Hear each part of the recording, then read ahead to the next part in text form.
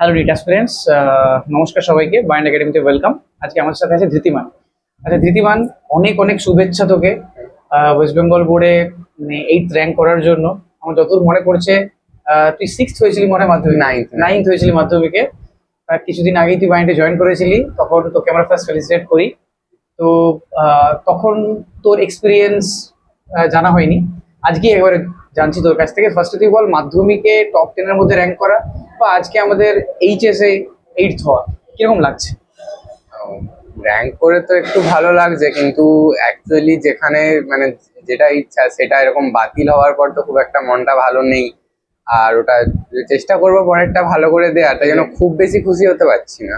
আচ্ছা, মানে এই রেজাল্টের জন্য ভালো লাগছে, হ্যাঁ, কিন্তু ওটা। যেটা তোর মেন টার্গেট যে হ্যাঁ, নিট, সেটার জন্য তোর ভালো লাগে। নিটের ব্যাপারে আসছি আমি, তো তুই একটু আমাকে বল যে মানে প্রিপারেশন যে তুই করতিস, মানে প্রত্যেকে তো একটা জিজ্ঞাসা থাকে যে নিটের প্রিপারেশন নিচ্ছিস বা কেউ যে প্রিপারেশন নেয়, তার সাথে বোর্ডটাকে কিভাবে ব্যালেন্স করতিস, নাকি তুই কি আদৌ টাইম দিতিস বোর্ডে, নাকি এর প্রিপারেশনের সাথে তো ওটা অটোমেটিক হয়ে যেত? এটা একটু বল।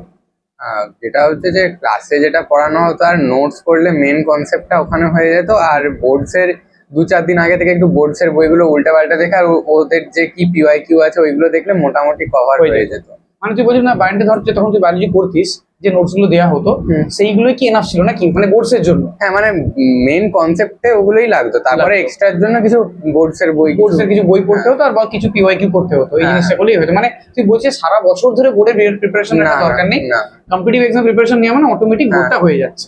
খুব ভালো, যারা স্টুডেন্টস দেখছিস, নিট অ্যাসপিরেন্টস, অনেক কিছু শিখতে পারবি ধৃতিমানের কাছ থেকে। যাই হোক, এবার আসি মেইন জায়গায়, যেটা হচ্ছে নিটটা যে ক্যান্সেল হয়েছে সেটা তো আমরা সবাই দেখলাম, বাট তোকে অনেক অনেক শুভেচ্ছা জানাচ্ছি। অ্যান্ড তুই যেরকম ফার্স্ট নিটটা ভালো করেছিলি, সেকেন্ড নিটেও খুব ভালো করবি, আমাদের সকলের মানে শুভকামনা তোর প্রতি রইলো।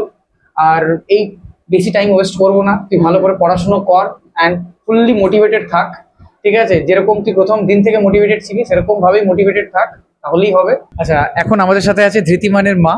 আচ্ছা, আপনার কাছে দু একটা কোয়েশ্চেন জিজ্ঞেস করবো। যে ধৃতিমান তো খুবই ভালো ছেলে, ফার্স্টে আপনাদের জিজ্ঞেস করছি আপনাদের কেমন লাগছে বলুন। আমার তো খুবই ভালো লাগছে। মানে এটা ভাবিনি কখনোই যে এরকম ছেলে এরকম একটা রেজাল্ট ভালো করবে। তার জন্য শুনে নেওয়ার পর থেকে ভীষণই মানে খুশি বা আনন্দ, এটা ভালো হয়েছে। ঠিক আছে, তো একটা স্টুডেন্টের মানে কৃতিত্বের পেছনে সব থেকে বড় যারা রেসপন্সিবল তারা হচ্ছে তার মা বাবা, সেটা আমরা সবাই জানি। তো মানে আপনি একটু বলুন, বাড়িতে ও সেলফ স্টাডিটা কি করে করতো? মানে প্রচুর স্টুডেন্টের কাছে এটা একটা মানে জিজ্ঞেস, আমরা সেলফ স্টাডি কিভাবে করবে, ও কতটা কি টাইম করবে? ও কতটা টাইম পড়তো বলতে সেরকম নির্দিষ্ট কোনো সময় নেই। ও মোটামুটি মানে পড়াশোনা করতো, মানে যখন যেটা বাড়িতে আদার্স বাড়ির কাজ ছাড়া, মানে ওই মানে ওঠা বলতে বাথরুম টাথরুম ছাড়া আর আদার্সও পড়াশোনা নিয়েই ব্যস্ত থাকতো।